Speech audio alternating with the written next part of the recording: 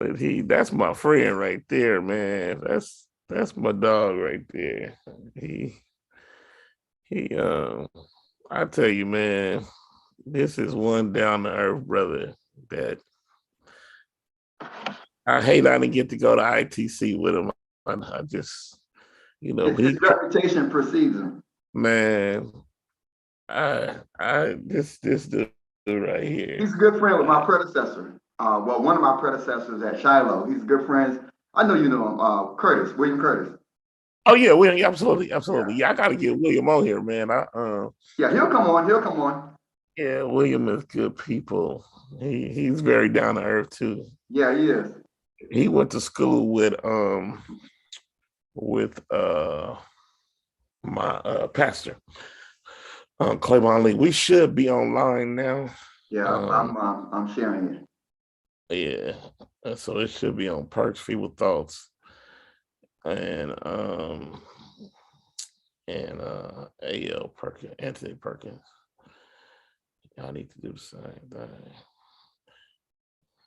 Hopefully, the Warriors are playing tonight. Yeah, man. Klay Thompson made his return. And Clayton came back, so I'm sure a lot of our folk tonight are watching the game to see Clay come back. I'm signed up with ESPN, and I just got to notice that he made an immediate impact. Yeah, coming in the game. So he came in starting. So he's starting. Yeah, he only doing like about 18 minutes though. Right, right. They go limit him and watch him for a while, And that Golden State team ain't no joke. Till he get his win back. I still think they cursed though, because they left Oakland. No good thing. What good thing come out of Oakland? Talking about, yeah, man. That should have never happened. Yeah, I don't. And then the Raiders, even though they're in Las Vegas, they just don't sound the same. No matter where they go, Doc. Oakland has that connection with that team. Yeah, absolutely right. But Oakland don't want to. They don't want to. They don't want to take care of nobody. So yeah. Sounds kind of familiar. Yeah. Culture, man. I don't know. It's culture. Man, what time is it? 6:10. Because I don't want to hold y'all tonight. Let me see how many people have climbed on so far. Okay, a nice little. They coming on. Thanks for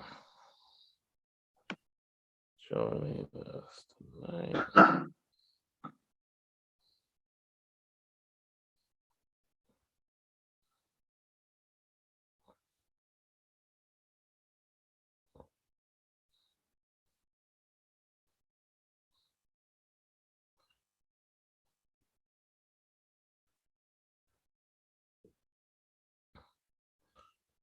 Awesome.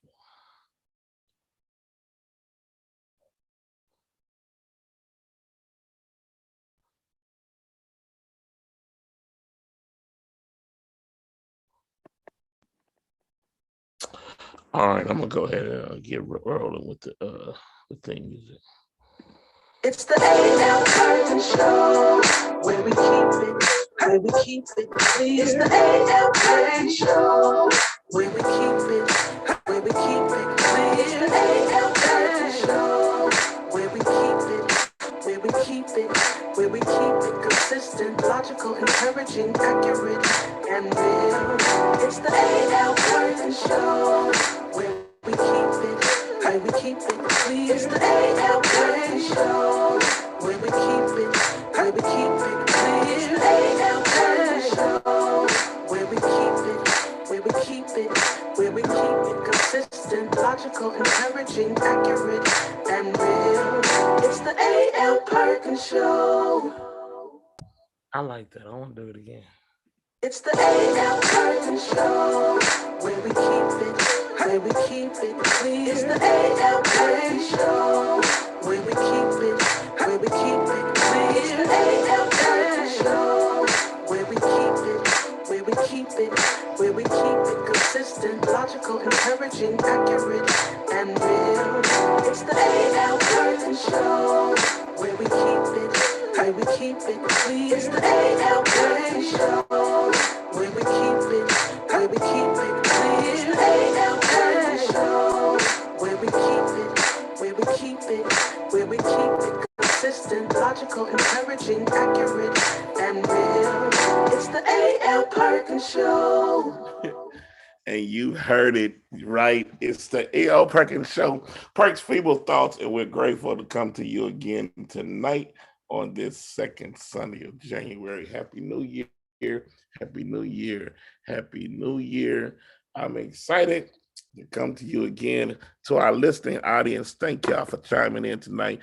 Do me a favor and share that on your timeline so others can be blessed. Grateful tonight for my co-host who's been rolling with me for a little while now. He's coming from the East Coast tonight, from the Shiloh Church, York, Pennsylvania.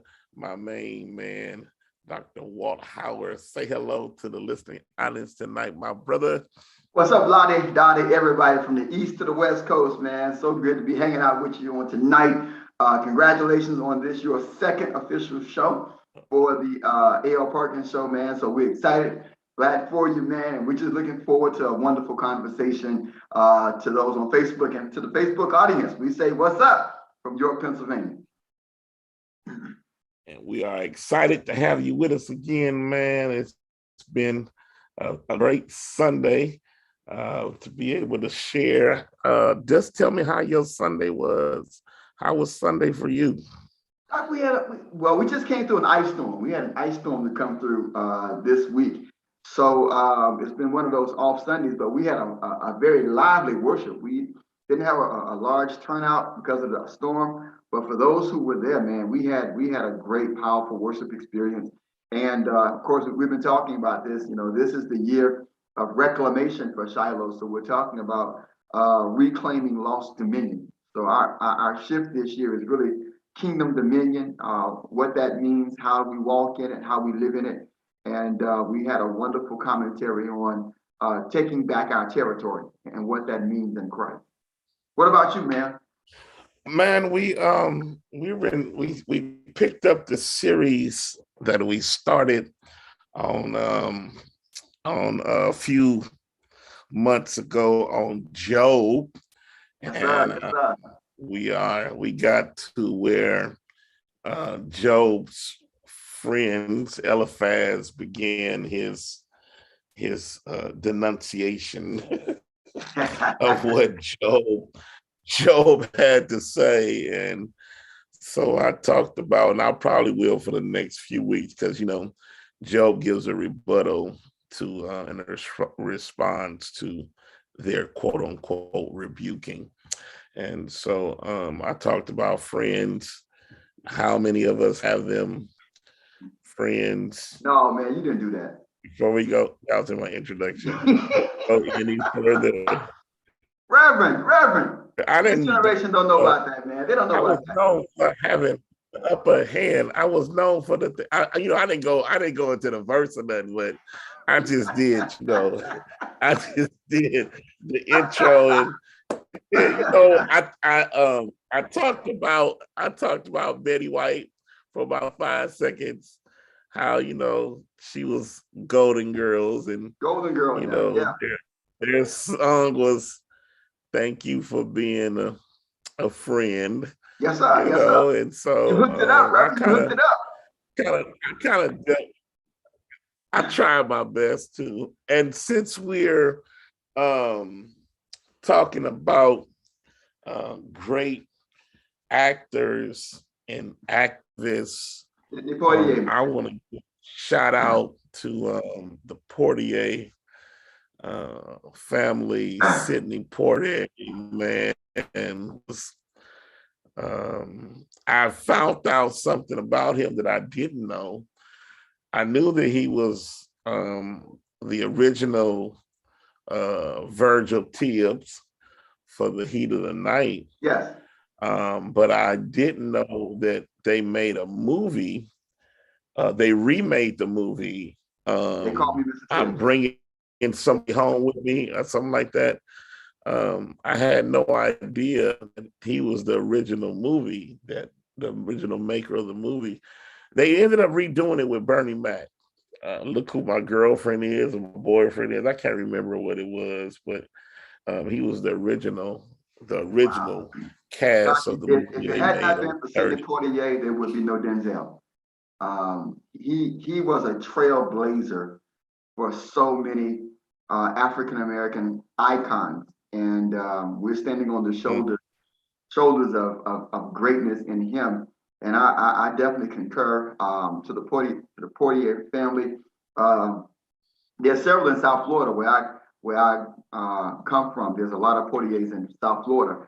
So we send our condolences out to that family, and our prayers are with you. And we just thank you for sharing him with the world because he definitely made a difference. And to those online, Victor Allen Williams, good evening, man. Good evening, my brother.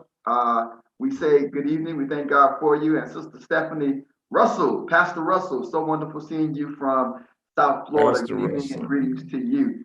So thank y'all for hanging out with I'm the sidekick. He's Batman. I'm Robin with the A.L. Perkins. So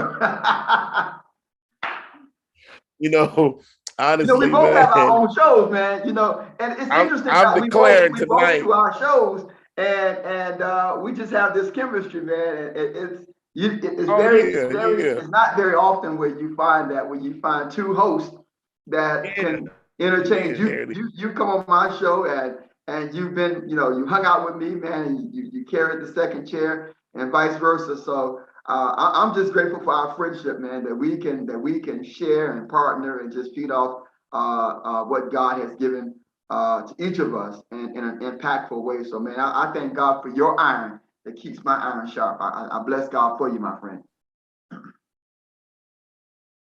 Yeah, I appreciate the invite you gave me some years ago. My mom is on. She just told me the name of I the saw her. I saw movie. her. Guess who's coming to dinner? Your mother That's what the name. is a constant commentarian. She loves commentary. Yeah, yeah. She's a phenomenal woman in her own right. Oh, I need to declare that ain't no more Batman and Robin on this show. I meant to say that. We gave that benediction up in 2021. Or you can think of another name. It's all good, but it's a new season. It's a new day. Fresh anointing coming our way. A season of power, season of prosperity. Hallelujah. Yes, Praise the Lord. So, man, I appreciate the chemistry, and as I said, you are pretty much saving me because I always wanted to have a co-host sidekick. I didn't feel adequate to do the job by myself. So I appreciate you for making the sacrifice on these Sunday nights, man. I My really pleasure, do. my friend. Listen, Doc, I get to hang out And with you and talk to some of the greatest minds in the country. So I'm grateful, man, to be able to hang out. And I'm looking at the guest on tonight, Doc. You got another one, man. You got another one. And I'm excited to have the conversation with you and Dr. Adolph on this evening, man.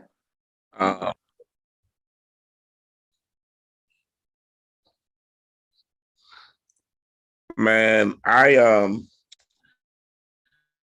honestly say, and I've shared it before, it pays to have a servant's heart. And he'll probably be coming on about 8 more minutes. I gave him a specific time. And but I can use this as a segue. Man, I have had the privilege to drive probably some of the most prestigious and known preachers on the planet.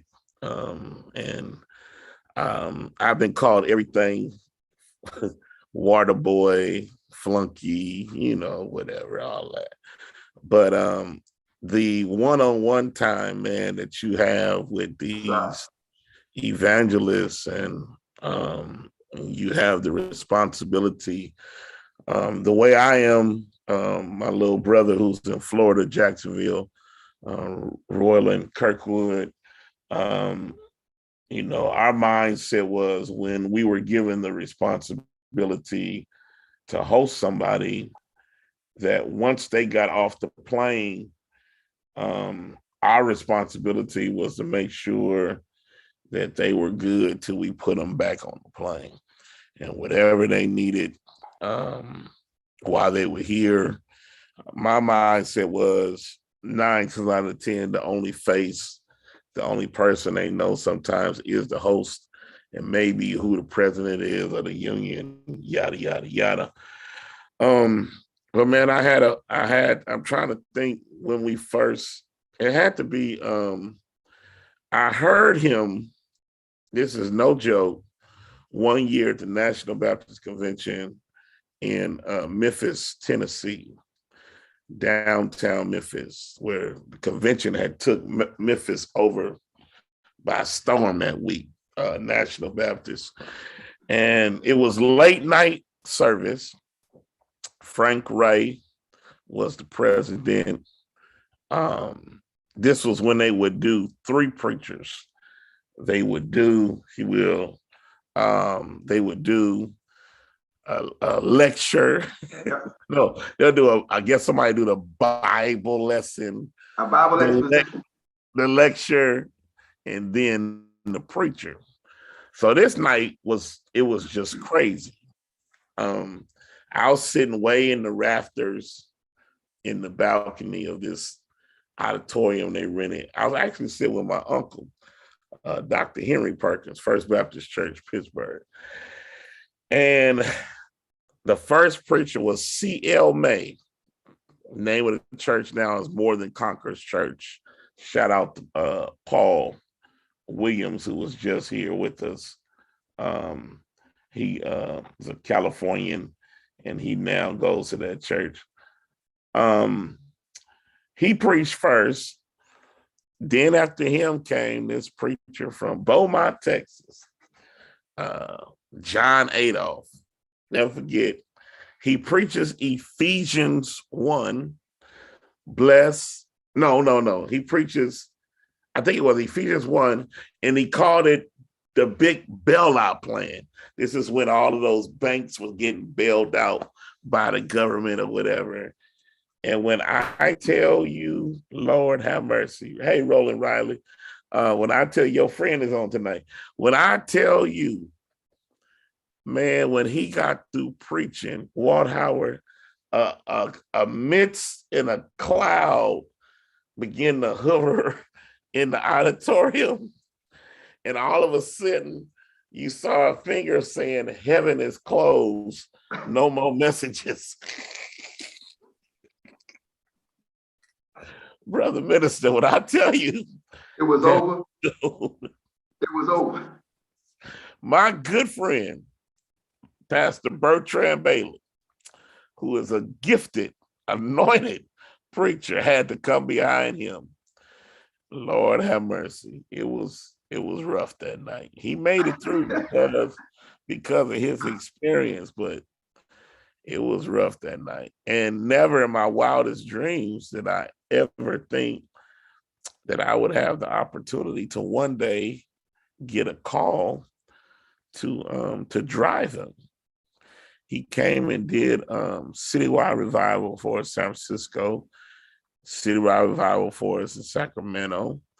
And my pastor, Dr. Claiborne Lee, he brought him a couple of times. And one time he came for Vallejo, and Rodney Leggett was the president. He said, Perk, would you mind going to get the president for me? I'm tied up and you kind of closer.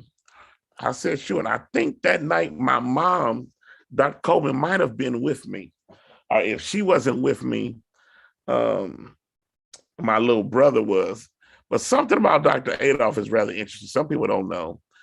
He has a tendency that if he's scheduled to preach for you on a Sunday evening, possibly, which for my installation, He did bless me with his presence.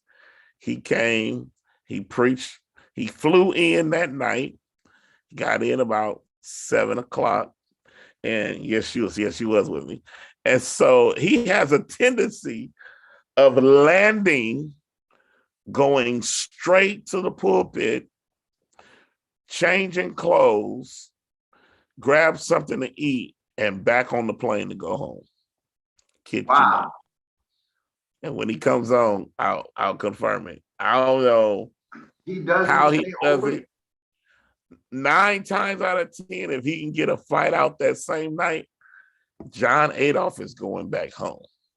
So he flew in that morning for you? No, sir. He flew in that night? That service started at 6 p.m. His plane landed at 7.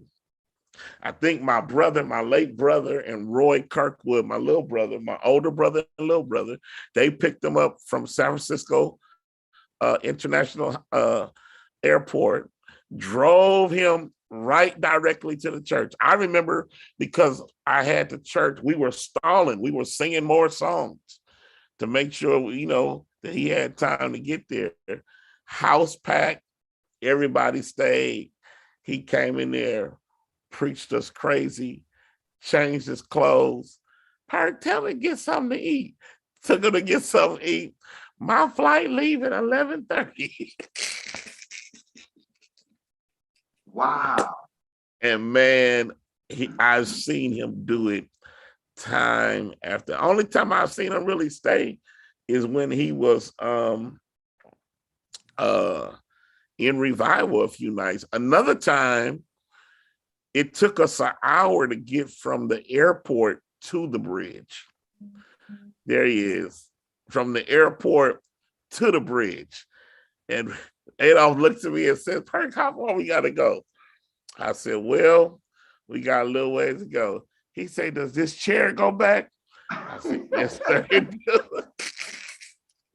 He leans the chair back and he takes a nice nap. We had to go to Vallejo. We sat in about an hour and a half, 2 hours of traffic. Not one soul left that church. We didn't get there till about 9:30. Yeah. He preached. Your mother just gave the sermon title.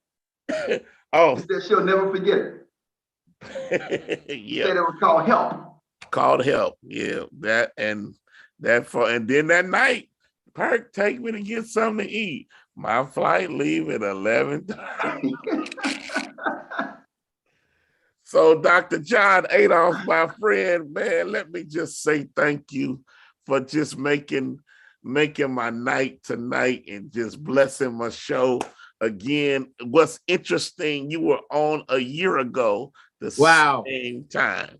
It popped up in my memories, man. And I just want to say Happy New Year to you, man. Blessings on you. I'm digging the beard. Welcome to the beard. Dr. Perk, it's good to be with you, really man. have to comment on that, Doc. I feel left out. I really feel left out. I'm sorry.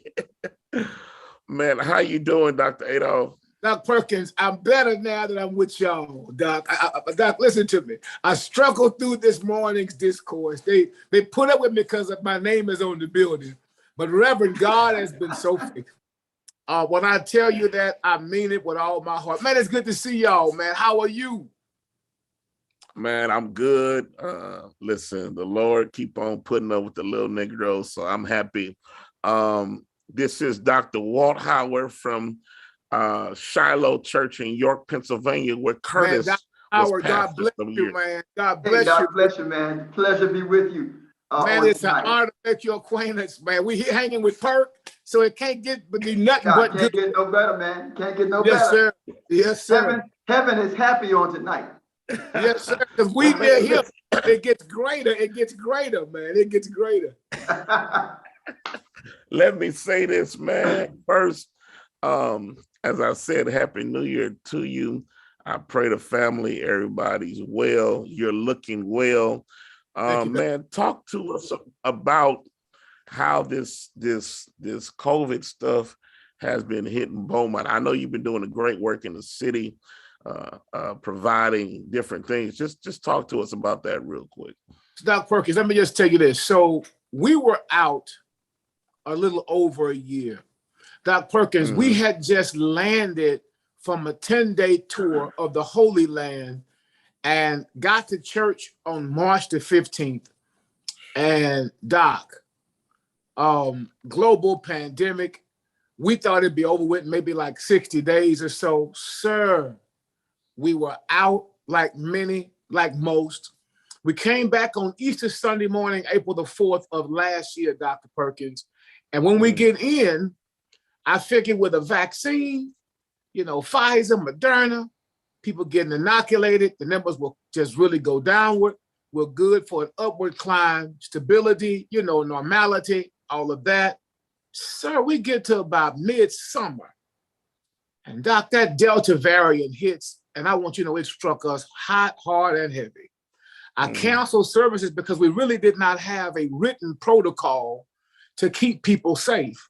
We only had CDC guidelines and stuff. So we went back, wrote a protocol, and that would consist of alerts for our church, alert 1, alert 2, 3, 4, all the way up to 5. 1, being, just come to church and chill out, all the way up to 5, put on everything, including, your ski mask if you have one, or just stay home, And so we ended up coming back in late October, thinking things would get better. And then here comes Omicron. And what I want you to know, Doc, it has hit home for me. Both my wife, my daughter ended up having it. Doc, different symptoms, different strand altogether. My daughter said, Daddy, I didn't really feel my best. I thought I had a cold. I just didn't know that I wasn't going to lose smell and taste because Omicron doesn't do that. So, we're just getting past that. I came this close, Dr. Perkins, to canceling my in-person services, but our protocols have been so well with us that people feel safe. What we've been doing, Dr. Perkins, is you make accommodations for us to be able to accommodate you. So you go onto our website, we have altered our seating capacity to 450, and you can make your accommodations. You let me know how many you're going to be coming with. We'll make sure we save a seat for you. And we just go from there. And once we're at capacity, and that's it. So that has really helped us 100%. We have 2 services each Sunday, 8 and 10. And man, God has kissed both of those. We continue serving God by serving others with all kinds of food services and different inoculations and being a testing site and the like. But when I tell you, this has altered church for us in every possible way. Doc, I keep telling people, I don't think there's a reverse gear, man. We're going to have to learn to do church a new way. Right. And it's here to stay. It's not going to go anywhere. In fact, I was telling some of our leaders the other day, Doc Perkins, this strand of the virus is a good virus. What I mean by that is that it's aggressive enough to spread and become contagious, but it doesn't kill the host. See, a bad virus kills the host, which means it can't spread no more. So that first SARS, Doc, it was just dropping folk left and right? I lost 2 good friends to it. So when you get through, Omicron is different. It's going to be here. I don't think we're going to ever get rid of it. I hope that it will at some point become an inoculation for us. I just canceled our trip to Israel. We were going back this year. Man, we had 41 people paid, Reverend, already set and ready to go. And man, they closed the borders and the doors to the entire country. So it wasn't like we had an option. They just said, excuse me, keep that over there with y'all in America because most of y'all are not inoculated. And y'all hang out with y'all because we don't want that. And then, Doc, here's what's so crazy. They come up with a blended new variant in Israel called Funora, something like that. Anyway, Yeah, it's Funora. Hey, Doc, it's the mix between influenza and COVID. I'm like, oh my God, so just wait, when will it stop? I do not know. But so far, man, we've been trying to be faithful, man. We really have. Forging forward, man, preaching, telling people that the Bible is still true, doing our best to learn to adjust to church as it is now. How do we do it and still be found faithful of both the Great Commission, the Great Commandment, just doing that. So, man, that's what we've been up to. Yeah. That's deep, man. I didn't know that it hit the house. I'm grateful y'all pulled through. I know that's serious. Walter, go ahead, man. Hey, Doc, man, thank you for that, for sharing. I'm interested in knowing, how did you balance with your members the struggle between fear and faith?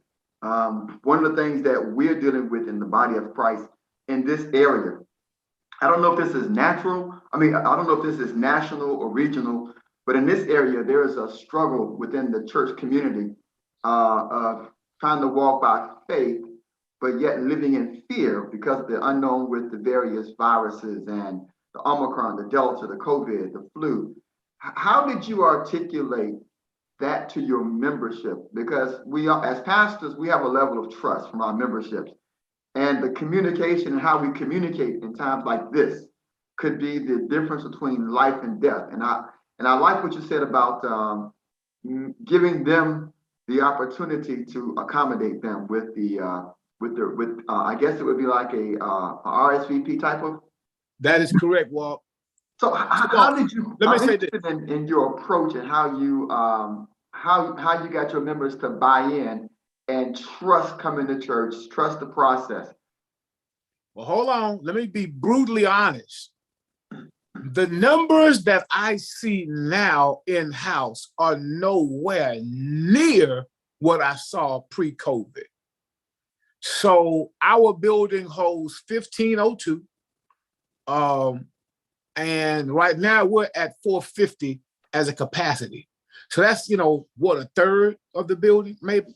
But it looks full because, you have folks spaced out, so it makes you think it's packed, even if it ain't.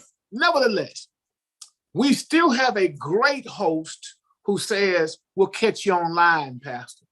Now, the irony of that is, these jokers go to basketball games, football games, Walmart, Target, the mall, Dillard's, Nordstrom's, the casino, throw that in, put that in the casino, so it's the same people, Walt. So the irony of it is that for whatever reason, they see congregating at church a difficult matter. However, we have a cluster of people who do not return, who have not returned. Hold on, in case some of y'all watching, I love y'all. Just, go and watch at home if you can, but God bless you. However, we have made it safe for you at church. You are safe here. Our impetus and emphasis as it relates to fear and faith has been a measure of simple measures of safety. We tell people we are here to share Christ and not COVID. That no matter what happens, the stewardship that we extend ourselves to involves human health and safety. Just like you lock your door when you go home. It's not a matter of fear and faith. It's a joke out here with a gun. The reason why you have a Bible and a 9 is because you have to use one or the other sometimes. It's just a way, it's just so simple. So it has helped me. And plus, we Baptists, man. So, Baptist is a strange breed. This is, Reverend, it's a calling, Perk. Tell it, Perk, but it requires a special anointing in this fellowship. Nevertheless, so, I just tell them, hey, we want to keep you safe. And really, they know that my sincerity is there. When we first came back in April on Easter, we were nowhere near social distancing. We grew to congregations that were packed again, filled the capacity. And it feels good, but it's bad. Because if you are watching people get COVID or even some perish, it is no longer a laughing matter. Man, we have 2 schools on my campus. One school for boys, the Royal Ambassador Academy for boys. And we have Evolution Academy, that's a high school. And Doc, both my chancellor and another lady who worked for us both died, man, within like 60 days. Right. So, this is not something that's aloof, obscure, remote. This is at the home front.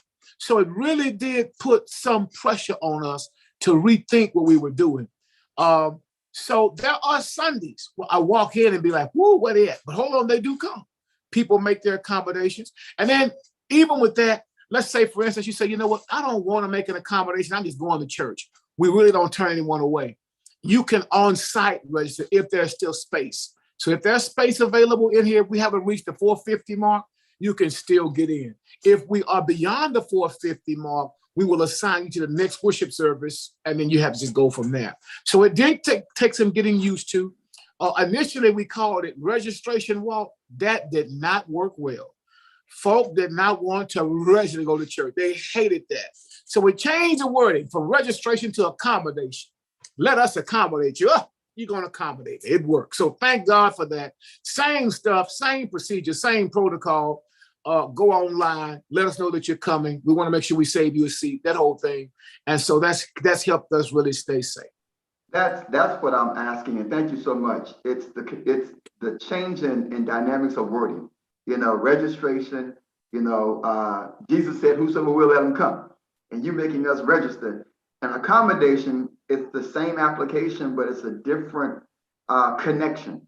And I'm so grateful for this conversation tonight, because I think pastors across the country are struggling with how do we get members back in church, particularly, like you said, they're going to every other place, concerts, casinos, sporting events. I was watching the NFL today, stadiums across the country, packed out. I watched my Dallas Cowboys last night, packed out.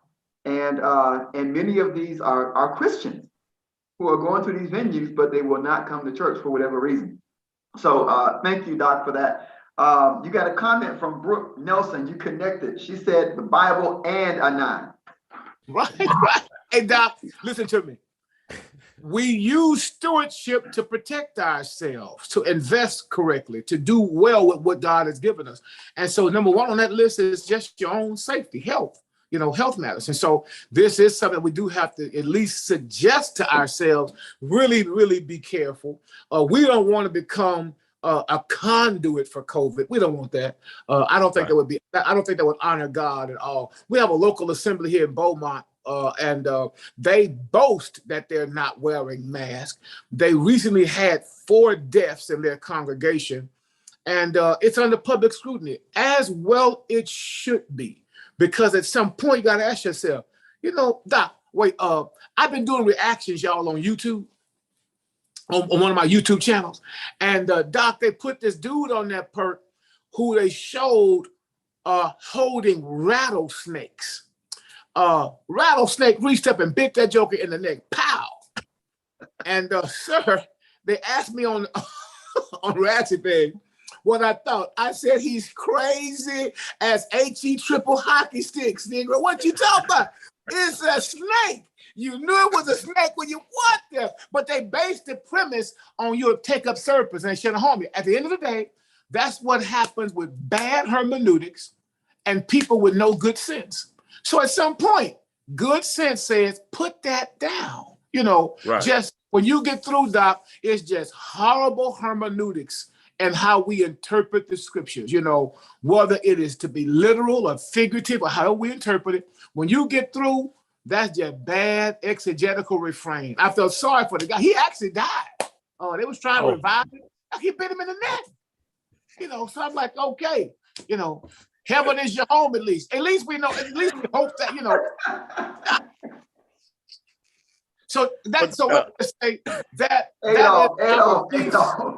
I'm just saying, man. So just that's our piece right now and that's our pitch.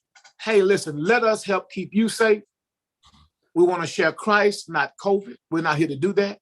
And to make sure to let people know that you're safer here than anywhere else you're going to go. We sanitize in, we require a mask. Our services have been really abbreviated. We get straight to it, Doc. A call to worship, a prayer, 2 songs, the Bible. Let's go. Come on. Sermon, prayer, close. Now unto him. Give on your way out. Communion, just all that. Just God bless your heart. We recently just had, Doc Perkins, our first baptism we've had in a long time. I had a bunch of candidates for baptism. And we found out how to put the chlorine in the water, the bleach in the water, to make sure that COVID doesn't pass, and that came out well. So, you know, we've been able to make adjustments along the way that I feel that would honor God and bless people. Perk, can I ask, Doc, could you share with us about that? I know a lot of pastors are dealing with the baptism piece. I know we're preparing. And you mentioned about the content of the chlorine. Is there some information that we can get that you can share? Maybe some pastors are listening to this that they can use before they baptize, because that COVID can pass through water. It can. Sick. So, Walt, here's what we did. We had a pool guy who does chlorine tests for pools in the area come and do a gallon a thing for our baptistry. The size, the how many feet, you know, how many cubic inches, all that. How many, and what he did was he said, what you need to put in here is this much chlorine. And so you can pour it in as bleach. You can use chlorine tablets. And what we did was we just took one big chlorine hockey puck and threw it in there. He said that will more than suffice. We let it stay for one day. And man, you know, we couldn't tell a difference. You know, the pool felt like the pool to us. It looked like the pool to us, but it just had enough bleach in it. But I think each pool is different. Of course, if you have a smaller pool, you may need, you have a larger pool, you may need more. But there is a chlorine person that's in your city who makes sure pools stay clear, clean, and ready for use. Just get one of them to come out, take a look at your pool, find out what's needed to make sure COVID cannot spread through the water molecule, and go on with it. Amen. Amen. Thank you, Doc. Appreciate it. Oh, man, bless you, sir. Bless you, man. Now, you normally would do something major in January. Yes, sir. I was planning on coming again. But talk about the vision you had for this year. Talk about if you possibly go reschedule. But this is something major you do every January. I want you to spend some time and share that tonight, if you would. So, Doc Perkins, the Inheritance Conference is different than other conferences, in my opinion, because its focal point is Christian doctrine, period. Either a book of the Bible at a time, where we do a comprehensive study of a particular book, where the speakers and teachers that are on the platform are given assignments to teach, so that when you get there, you're going to cover a chapter or a segment of verses where we want you to help us cover an entire book of the Bible or an entire doctrine categorically. And so I love it, man. Between the speakers, you don't hear a song that's being sung. You hear the Bible that's being read, because the next chapter is forthcoming. So it's an exciting time for the body of Christ, because we're living in a time of biblical illiteracy, right? Folk have Bibles and don't read them. So how do you get people in who only go from conference to conference and from church to church in the Bible at a conference? Well, you have an inheritance conference, where that conference has for its centros, its raison d'etre, the idea of making sure we teach the Bible, that no matter what, we're going to cover the Bible in some way. Not just great sermons, not just great preaching, but the biblical text itself. This year, man, was not like going to be none other. I was waiting on it, overwhelming. In fact, hold on while I got y'all. Last year, man, we had to do a virtual conference. And man, I just finished this. So, Doc, I was about to got the book. Doc Perkins, I was going to cancel it. I was going to cancel it. And the Lord said, you will not. So, Doc, I contacted all my friends, man, who are part of this, and said, Doc, write me a 2,000-word article on Jesus in the scriptures. Doc called it the hymn book. So we have 26 chapters of hymns. Jesus is my rock. Jesus is my redeemer. Jesus is the true vine. Jesus is the light of the world. Just reverend. So this book was a Christocentric anthology that actually evolved from last year's conference. So it's been a great conference. I mean, it has been wonderful. However, this year we had it slated, scheduled, ready, speakers set, graphics out, and we had a 411 infectious day in Beaumont. Okay, hold on. It ain't but 100,000 people here. So to have 411 in one day said, stop, just halt, just hold on, you know, because now no matter what protocol we use, it's not going to be best. So I was going to go virtual again. Then I said, hold on, we'll reschedule it. I met with my staff and we all agreed, just postpone it probably until about June. So I like being the first conference. I love it because there is nothing else there. Start your year with me, you know. But this year, man, we did postpone it. We're looking at the first week of June. June, I believe it's like 1st, 2nd, or 3rd.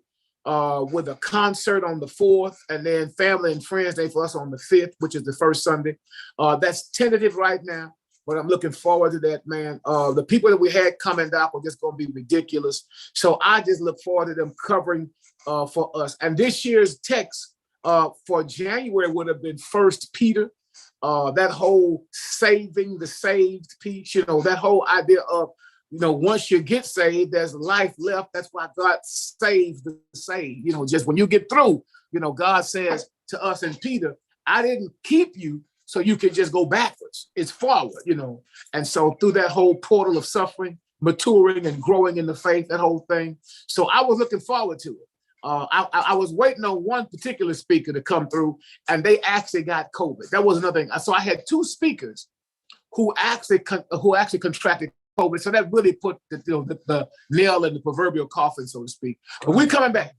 We'll be here in June.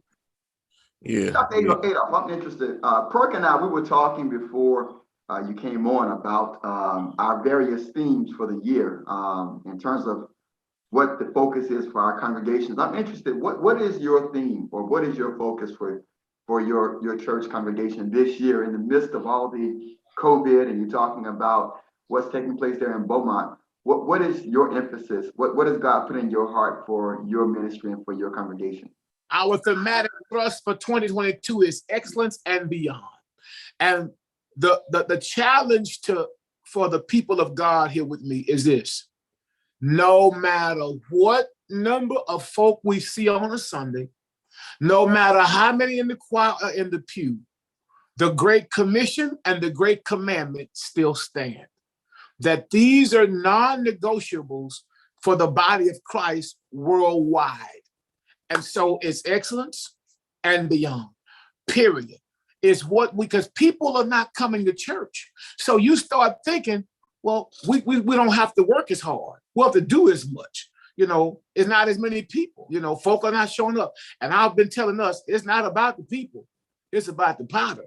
It's the one who orchestrates this whole thing for us. So our aim and ambition is to do things that we are able to do, but with great excellence. I'm doing less, but I'm doing more. And that's been my whole piece. Right now, man, we're in a study of the Great Commandment. You know, last year we did the Great Commission. So from January to Easter, it was just the Great Commission, that whole go, teach, baptize thing. But man, the Lord has been kissing us with that whole Shema Israel piece, man. That whole, you know, that whole Shema, that whole what Jesus told this lawyer that day, man, you know, about loving God. Oh my God, the Great Commandment. You know, the verbs of the commission are only as good as the raison d'etre of the commandment. If you don't love them, you know, it ain't gonna work. So it has really been some muscle for us, man. We're only in the 3rd. In fact, this upcoming week, we're in week 3 of it. And what we've done, man, is put it like in a Netflix series to hold people's attention. So the whole lesson series is entitled, He Doesn't Give Suggestions But Commandments. And Series 1 in January is entitled, If Loving Him Is Wrong, I Don't Want to Be Right. And so all through the month of January, these are lessons about loving Him. And then in February, it's about loving your neighbor. And that series is entitled, If Love is the Key, My Lock Must Be Broken. Because whenever we get to loving other people, it's always complicated. So in the first week, Dr. Perkins, we talk about loving friends. In the second week, we love families. In the third week, we love foes. And the fourth week, we love phony religious people. So all four of these areas are covered. Then in the third week, the third month, the month of March, we talk about I love me even if you don't. And that whole idea that suggests that in order for me to love my neighbor, I have to love me first, that whole piece. And then in April, as we make our way to the cross for Easter, that month will be entitled, Whoever Said Love Didn't Cost a Thing Lied, because Jesus is proof that it cost him everything. So that whole love piece as we begin the year. So that's where we are right now. But excellence and beyond, a continued piece to push us toward that is what we are. You do realize we have pastors watching, and you just gave them a whole, Tell them put some meat on the bone, man. I assure you, there are going to be some Sundays that your message is going to be parallel with somebody else preaching. You just laid out the litany for the first 3 months of the year. Well, I just say this, Reverend. Ibit, oxit, and loxit. Copy it, emulate, simulate, duplicate. Still, Reverend, it's legal. It's legal. It comes from the same source, Reverend. Just run with it, Reverend. Do some good with it, Reverend, with my little feeble stuff, Reverend. But, Reverend, it's coming out okay so far. For me, I'm always best homiletically and hermeneutically if I have a series to pull from. So, and one passage to study, just go look at it again and again and again and again and again. Just keep looking at it. So that's where we are right now. Let me shout out some of the pastors. I've got a Pastor Sanders that's watching, Pastor David Jones, Pastor Tim Amy, all the pastors that's on tonight. We appreciate you for chiming in and watching, and all of our laity that's on watching. Y'all the ones that make the thing just do what it do, and we appreciate you tonight for chiming in tonight. Adolph, one question we have to ask: when you coming to Cali again, man? Now man, to the Bay Area. It's amazing, Doc. I was there for Dr. Campbell last year.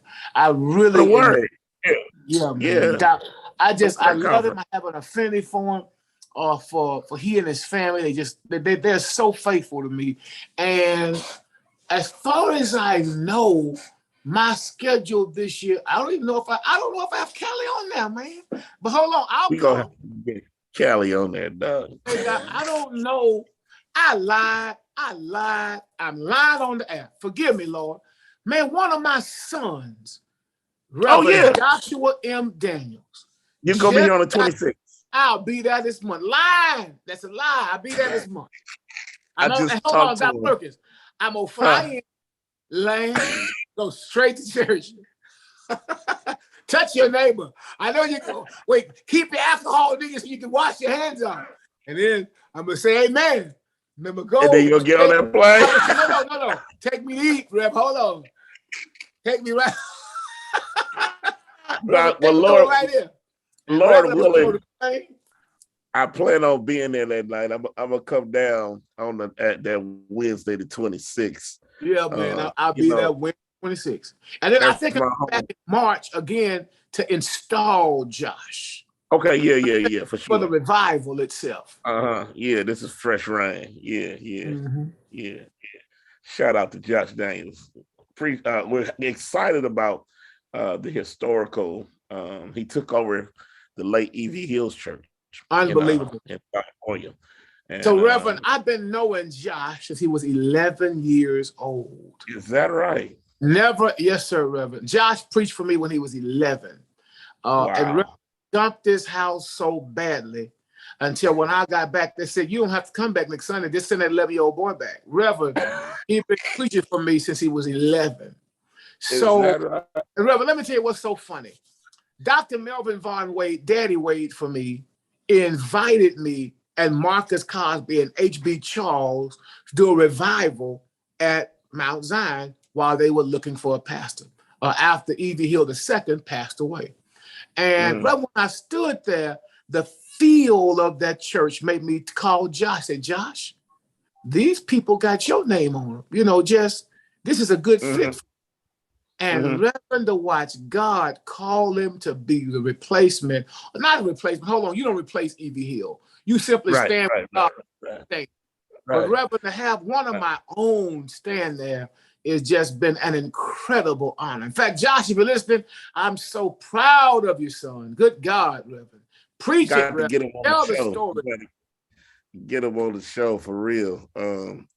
Good young man. I met him in Cleveland, Ohio, and I reached out to him.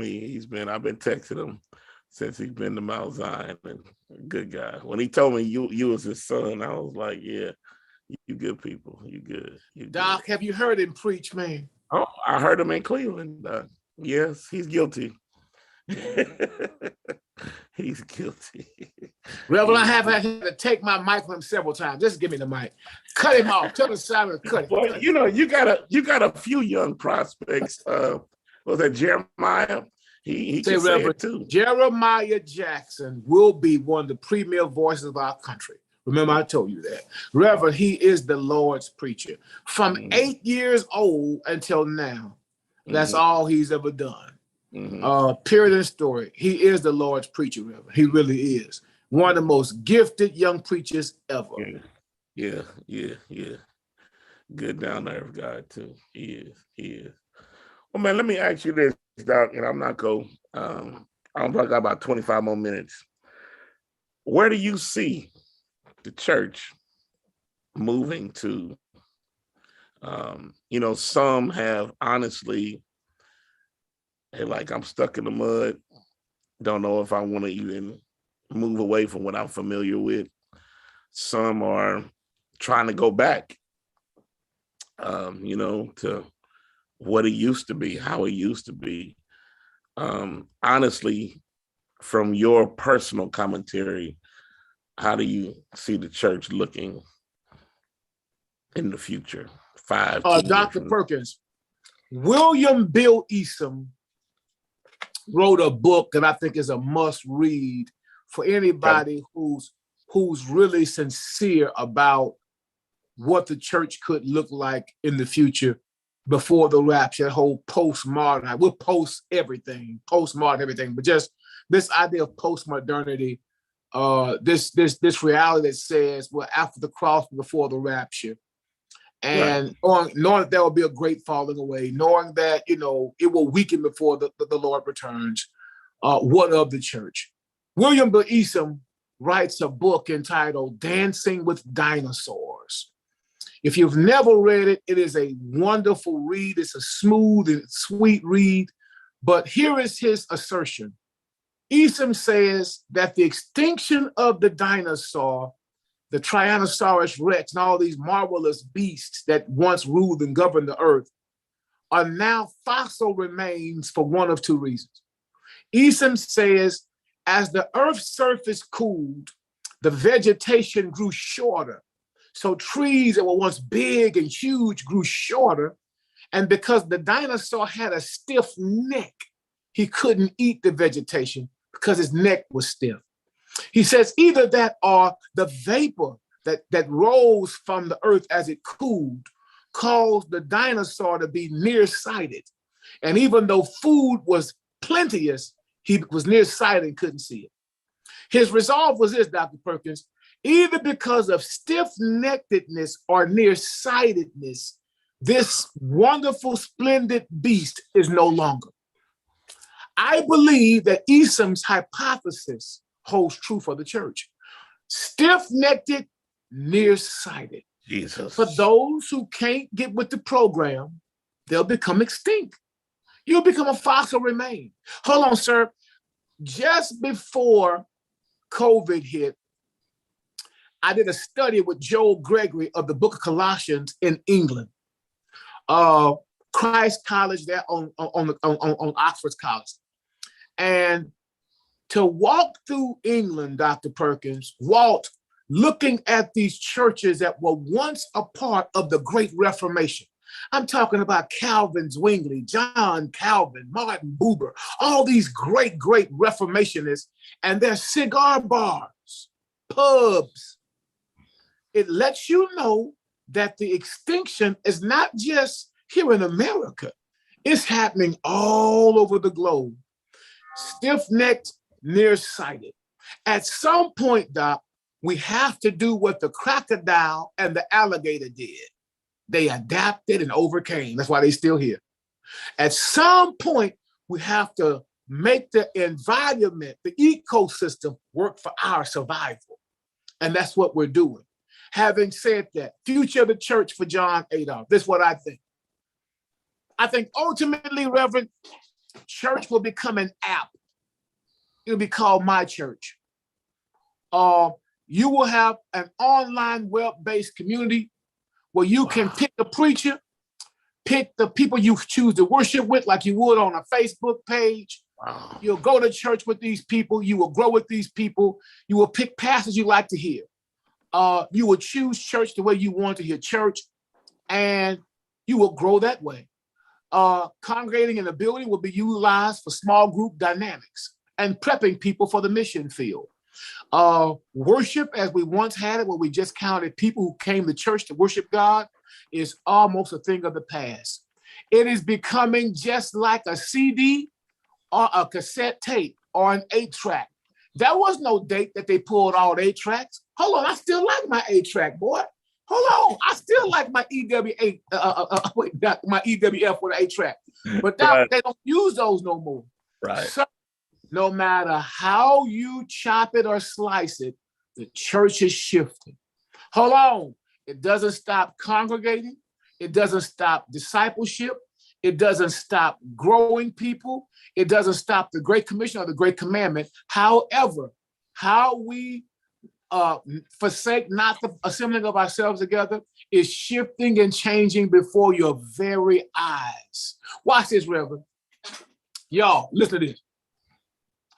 I'm in the store getting a bottle of water the other day. The line is long, Dr. Perkins, and I'm frustrated because this woman up here is taking forever to check us out. So while she waiting, I go get a bag of chips. That'll help ease my tension once I get to the car. There's now 2 people in line and not 6. And her face, Pastor, is buried in her mobile device. I'm upset. Because I'm like, what? Can't listen, I don't want you to lose your job. You know, you got a job at the gas station, I want you to keep it. I get to the plexiglass window and I hear a familiar voice, Dr. Perkins. So I peek my chubby face through this portal where she's watching and she's looking at Sunday services, listening to me. It was the most unbelievable thing. The Lord just humbled me. Wow. I said, ma'am, are you listening to it? She said, oh my God, it's you, Pastor Adolph. She said, Wednesdays are Sundays for me. She said, because the way I work, I got to take care of my children. I'm not able to get to church. But this whole thing helps me, Pastor Adolph. She said, right now, this is Sunday. She said, so I'm so sorry y'all got to wait, but I'm in Sunday morning. She said, hey, did you finish this? I want to hear the last point. Reverend, I'm floored. Watch this. I go get my beard cut, Dr. Perkins. Hey, Walt, I'm in the barbershop. A young guy looking at me up and down, feet, head, head, feet, head. I'm like, what is this dude's problem? So I said, what's up, guy? How you doing? He said, I'm all right, Reverend Adolph. I said, hold up. You know my name, I don't know yours. What's your name? He said, my name is Dravante. I say, Devontae? He said, no, Dravante. I said, my bad, Devontae. I said, how you doing? He said, great. I said, hey, man, what church you go to? He said, I go to yours. I said, what service? He said, both services. He said, well, I don't do the church thing. He said, I don't fit in with y'all. He said, y'all dress differently than I do. He said, I don't have all them clothes you wear. He said, so I go to work, I hustle for a living. He said, but I go to the 8 o'clock and the 10 o'clock on Thursdays. I'm in your war room on Wednesday morning. He said, anytime you come on, I get a notification. He said, so I'm good. He said, I just gave my money. I signed up to be a part of your church. They don't know how to join. I signed up, is what he told me the other day. So as I'm sitting here, I'm realizing, Reverend, A fisherman fishes on the fish's terms. Remember that. I don't care how long you've been fishing. I don't care whether you use a cane pole, whether you use a freshwater worm or a lure or a saltwater anchovy. A fisherman who is seriously fishing fishes on the fish's terms. Hey, Doc, it's a new fish. You got to learn how to catch it. They're sitting right there. In fact, by the thousands. This morning, Doc, we had so many people watch the broadcast, it scared me. It just, TV is new. YouTube is a new TV station. TD Jakes, Joel Osteen, all of those people, man, have come off of major networks. Doc, the Christian Broadcast Network is a joke. You use YouTube. You don't pay to be on TV. TV pays you if you have enough followers. When you get through, That's right. It's a new day. So either you lose the stiff neck, lose the nearsightedness, and adjust and adopt, or man, you become a nice, peaceful museum. This was solid rock, but now it's the hard rock, it's the cafe. Oh God, I feel the Holy Ghost sitting on it. Robert, that was solid rock, It ain't solid anymore. It's just the rock, They open at 10 for happy hour. It's what's gonna happen. So when you get through, either adjust, find a way to adjust and overcome. The CEO of Lifeway wrote a book called The Scrappy Church. It's a great read. Oh, that is a good book. That's a great book. That's a Tom great book. Rainer is a great author anyway, but Rainer writes about the Scrappy Church. And I think that people who are interested, pastors who are interested in trying to make sure, hey, Bob, I need to find ways to hang on, hang in there. Man, do that. Doc, when you talk about the being stiff-necked and nearsighted, are you looking at it from a pulpit perspective, a pew perspective, or both?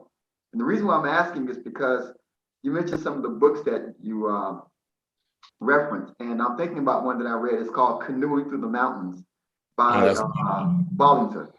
Ted Bollington talks about leadership in uncharted territories, and we're in uncharted territories. So when you talked about that analogy with the dinosaurs, personally, I've experienced some pastors who are stiff-necked and nearsighted. And then others, I see some pastors who are really trying to adapt and try to navigate, but they have congregations who are just stuck in tradition. So when you say that, are you looking at it from as a pastor, as a pew member, or both? And I'm asking because we got pastors watching as well as people who go to church in the pews. And I think your commentary needs to be definitely heard by both parties. But I'm interested in your opinion. In my earnest opinion, Walt, it's not an either or but a both and. I think that the pew mirrors the pulpit, and sometimes vice versa. We tend to, as pastors, attract those who are similitudes of ourselves. I can see it in my own congregation. Now, when I was 28 years old, I had young families. I'm 55 years old. There's more people with hip problems. You see, just, Doc, when you get through, we mirror each other. Right. Not as a measure of being absolute, but relatively so. However, some pastors, Doc, call faithfulness staying in the same place. When the truth of the matter is, that's not faithful all the time. Sometimes it's foolish. See, listen, if you are a fisherman and you've been fishing in the same creek at the same place at the same time, but ain't nothing biting, but it's another boat right down the harbor that's got fish hanging out the back of it because they changed the location and fished a little differently. If the objective is to catch fish, you're not faithful for fishing in that same hole. You're foolish. See, listen, I think that Jesus Christ is something and somebody the world cannot live without. We do not have a sinner shortage, brothers and sisters.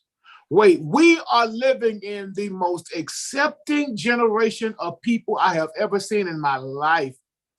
The generation we live in is so accepting, it's frightening. If you want to tattoo your whole face, knock yourself out, be yourself. If you want to wear a black mohawk to stick an earring in your tongue that's connected to your ear, do the doggone thing. They're just accepting. If you say I'm born a man but want to be a woman, but I want to be a man again, no problem. Everybody's accepting. However, what has happened to us, Doc, is we've said we don't like that kind of fish. We don't want them. We don't want this kind. We want this kind of fish. So, Doc, we're kind of like them sports fishermen. We catch them and throw them, catch and release. We don't want. And I say to you, man, Doc, I did a series on Jesus in Lake Gennesaret, the whole Sea of Galilee piece, that whole fishing where he tells Peter, put his net on the other side of the boat.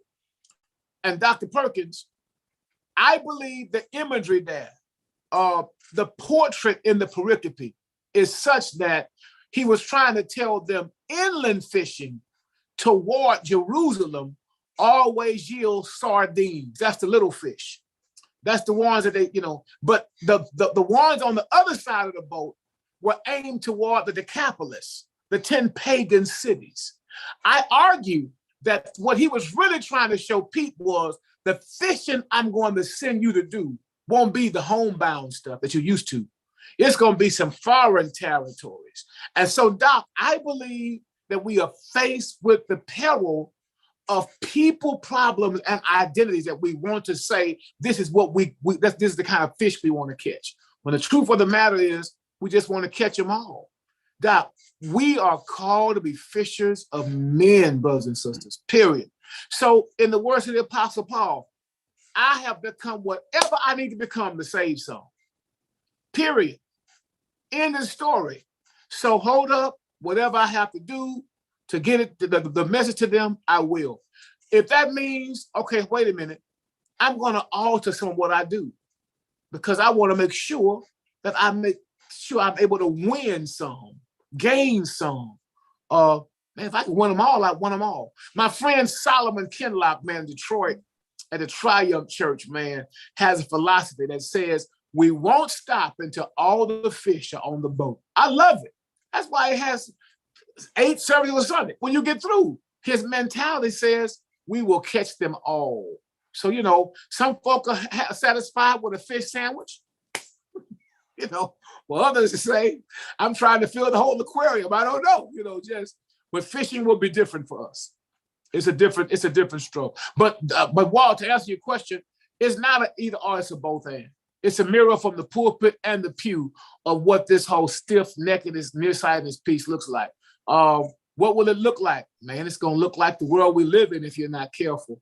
But just keep in mind that redemption for us is not us accepting without surrender. Both of these are necessary. So when you get to the end of the day, Doc, redemption, in order to be holistic and complete, has to involve people who know not Christ and those who do. If you know him, you got to share him. That's the Great Commission. It's what we do. I know we got to go, man. Between you and Perk, man, y'all, you have really given me something to think about. And this is my last question. I'm going to turn it back over to Perk. Dr. Adolph, you mentioned about the church becoming an app, where people choose their pastors and you go to this online hub. If we're moving in that direction, what happens to the facilities?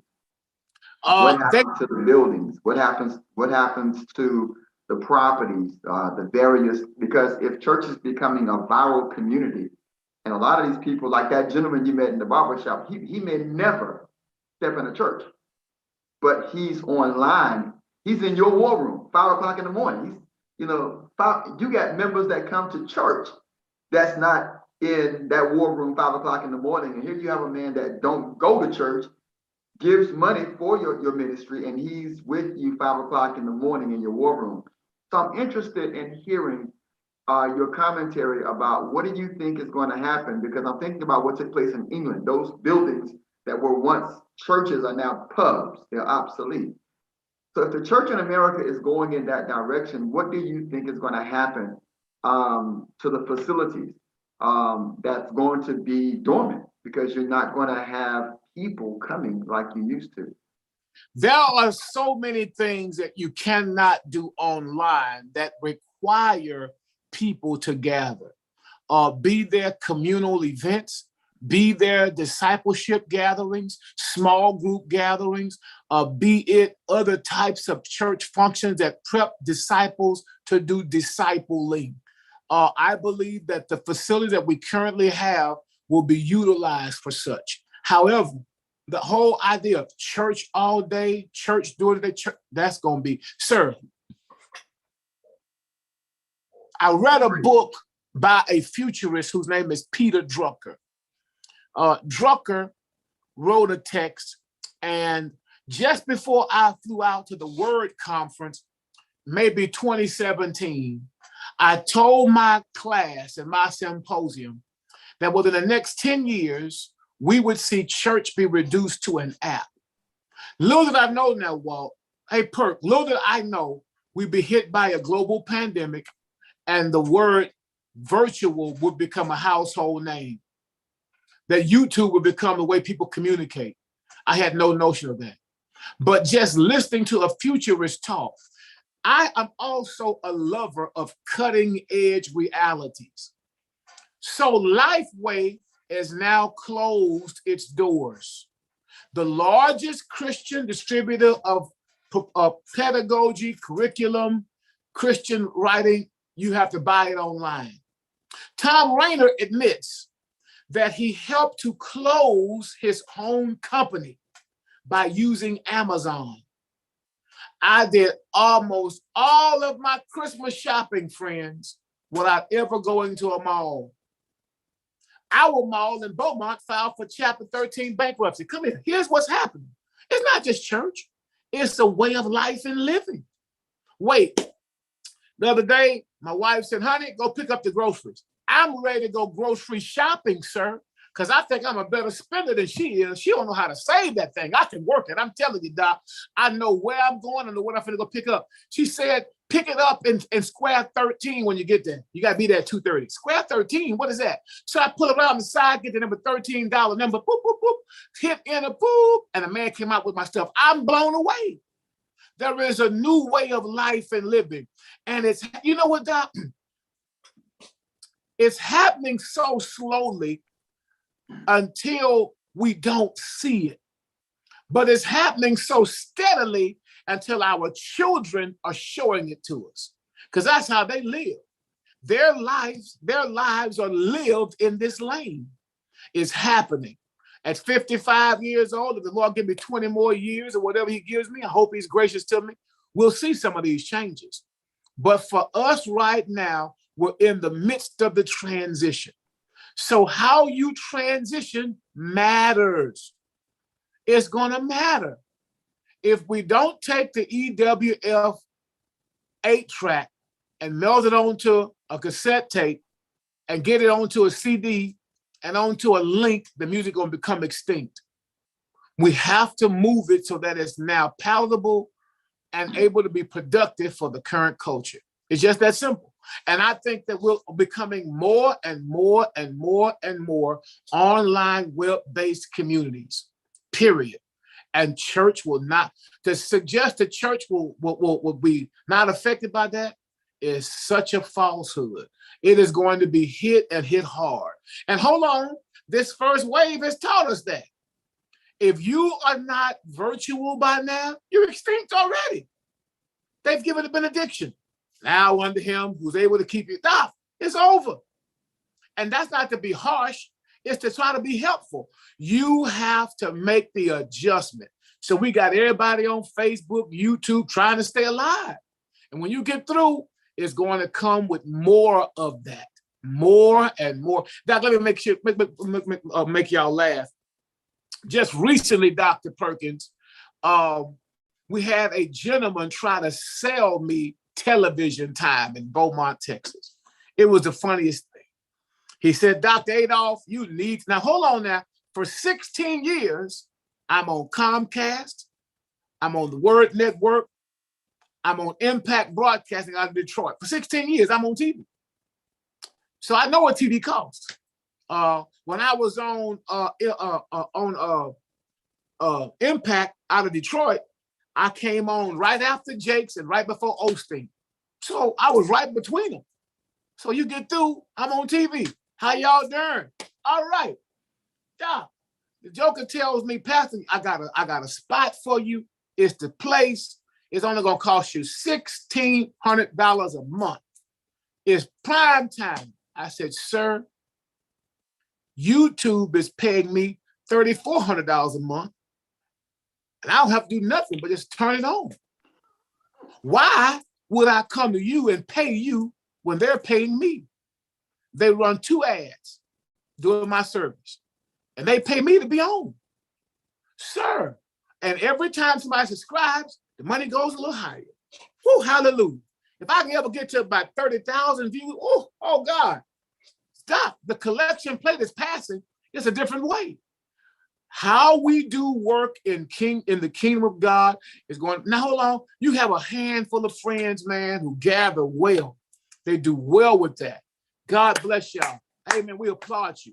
Everybody else, you're seeing fewer people every week. They're scattered. You see more pew than you do person. Your online audience is bigger than the folk you're looking at. So you may as well hire you some geeks and some people who know technology and tell them to help you so you can learn how to exploit these other venues and avenues that technology offers. The water is different. The current is tricky, but learn how to swim in it. If you're scared to swim, put on a life vest, but dive in because it's changing. The fish are upstream. They're not back there no more. They're up here. So how we do church is going to matter. The intelligent, spiritually rooted pastor, Doc, is a beautiful blend of not an either or. You do both. You're faithful in both categories. I'm faithful to those I see, man. Those folk who come here on a Sunday morning who will get out with a mask on, man, I'm faithful to that group. I'm also faithful to our online community. I'm finding ways, means, methods, and manners to find ways to, hey, you matter to us. How we touch you, how we connect is really important to me. So both realities are true. Both are true. Wow. Perk, this has been a wonderful conversation, man. Well, listen, this guy right here is, what more can I say? What you tell me all the time, Walt, I'm just glad to know John Adolph. I'm just mad I didn't go to ITC. I would have really got to know who he really is, you know. But man, it's been rich tonight. You know, I support you in whatever you do. And we always praying for y'all here in Cali. And appreciate it, Doc. And it's, you know, I'm a text, a phone call away if you need me for whatever. And man, I just pray God's blessings continue to be upon you in the work that you're doing. Thank you, Perk. It's major, man, for sure. It's major. And I think tonight, to be the second show of the year, you started us off with, you followed Nathan Johnson. Oh God.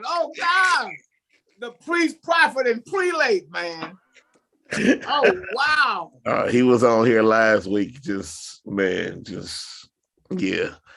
Your cousin is on, Rodney Leggett. He's man, chiming in. Oh, how you doing, man? Yeah.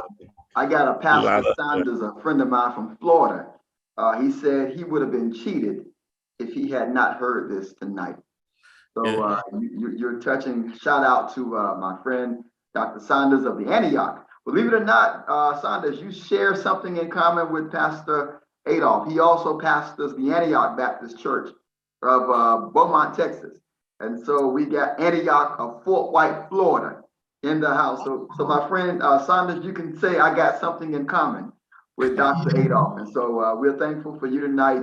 Perk, always, man, always thank God for you. And Dr. Adolph, man, thank you for your transparency tonight and just your thorough commentary on where we are. And I'm sure, knowing Perk, this won't be our last time talking. I'm looking forward to hopefully in June. And I want to, Perk, we'll talk. Maybe we can plan to go to Beaumont for that conference if it's going to be on. We can share.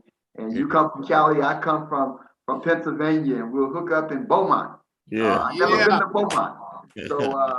So I look forward, man, for that conference, and I'm looking forward to further communication with you, Dr. Adolph. Thank you so much.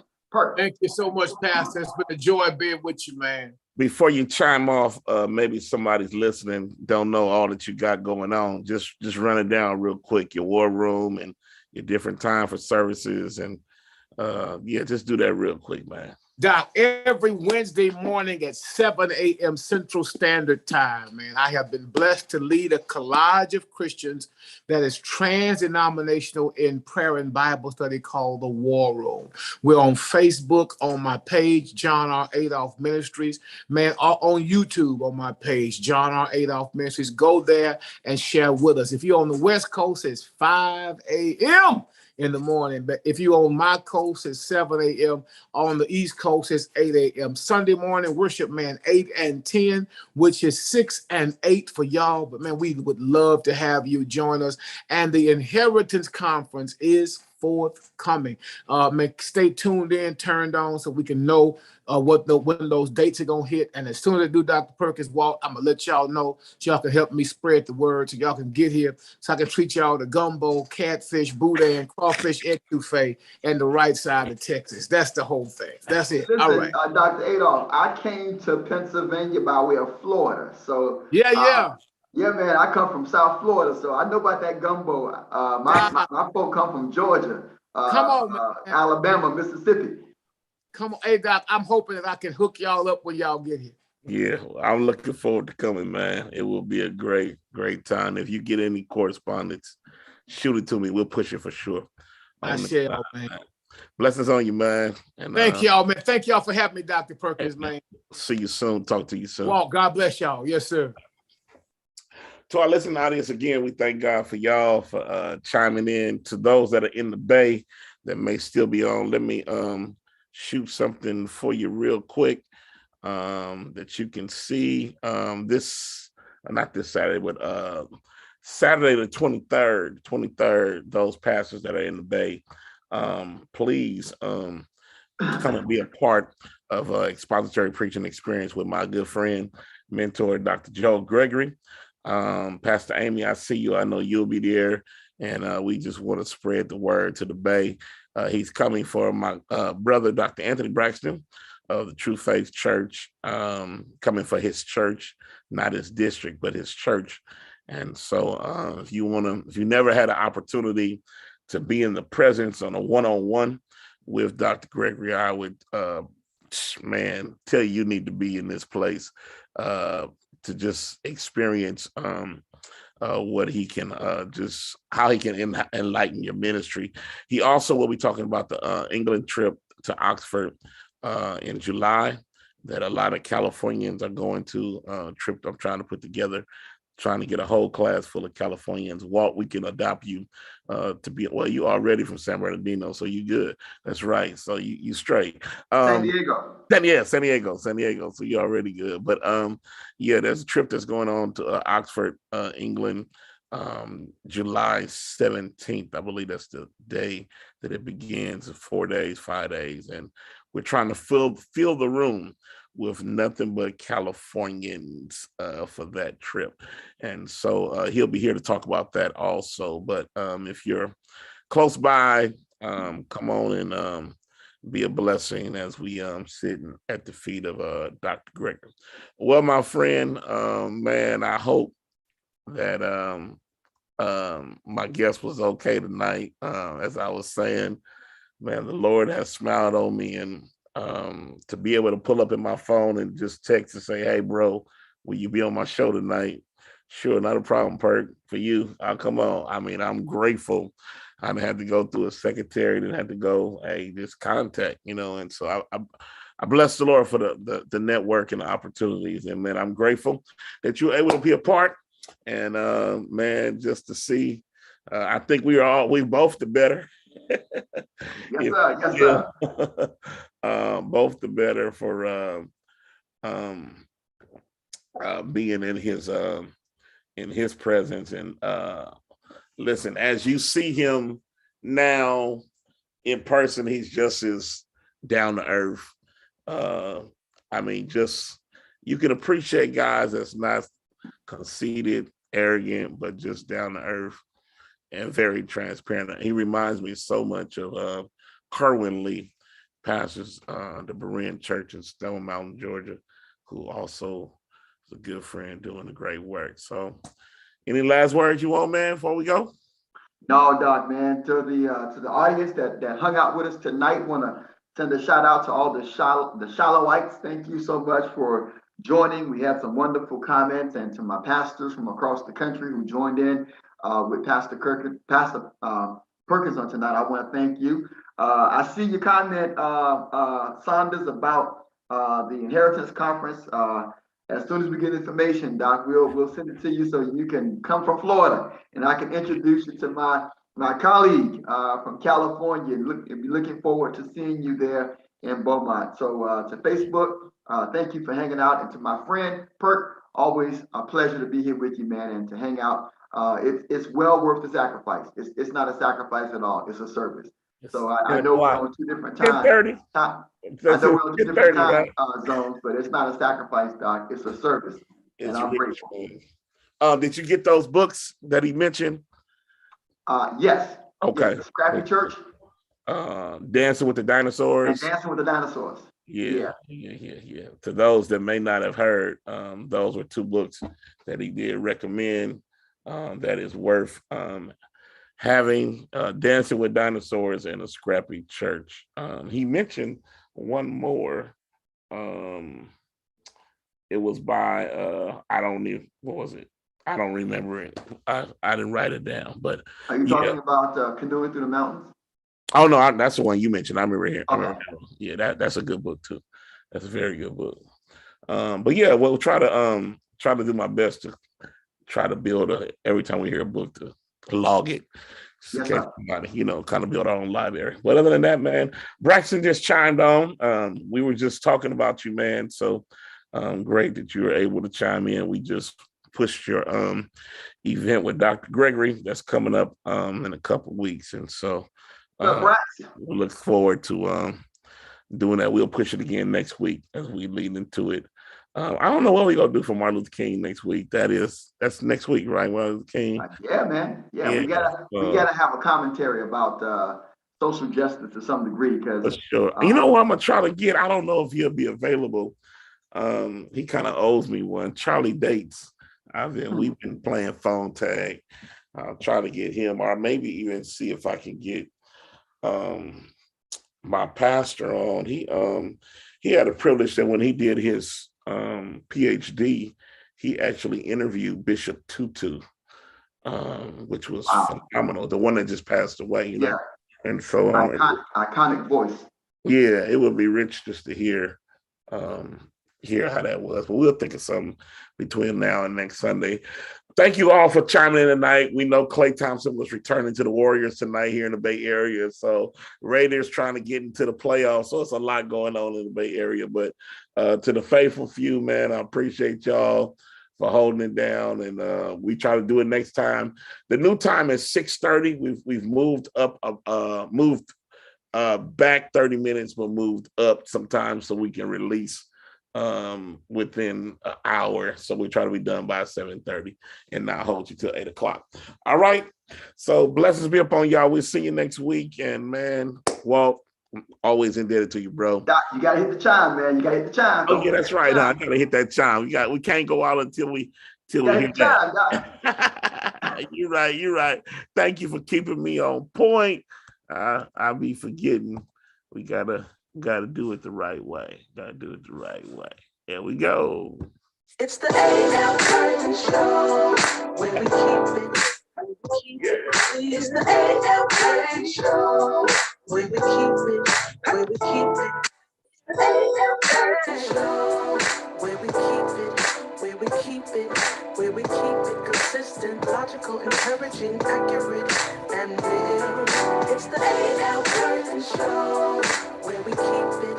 It's the A.L. Curtain Show. I think your audience likes the time, man. I'm getting all these thumbs up, hearts. I think it's a hit. Where we keep it consistent, logical, encouraging, accurate, and real. It's the A.L. Perkins Show. I like it. I like it. I like it. I like it. I'm gonna do it again. It's the A.L. Perk Round two, round where we two. keep it, where we keep it. It's the A.L. Perk where we keep it, where we keep Do it it. again. Do it again. Where we keep it, All righty. where we keep it consistent, logical, encouraging, accurate. He said that's a banger, bro. Yeah, we want to get in your head. Where we keep it, where we keep it. It's the A.L. Perk Show. Where we keep it, Yeah. where we keep it. A.L. Perk Show. Where we keep it, where we keep it, where we keep it consistent, logical, encouraging, accurate, and real. It's the A.L. Perkins Show. A.L. Perkins Show, where we keep it clear, consistent, logical, encouraging, accurate, and real underneath the umbrella of Perk's Feeble Thoughts. Hey, have a good night. Appreciate you all, and we'll see you. Thank you for your time. I hope y'all had a good time. We'll catch you next time. Appreciate you, Walt. I'll holler at you soon, Love tomorrow. y'all. All right.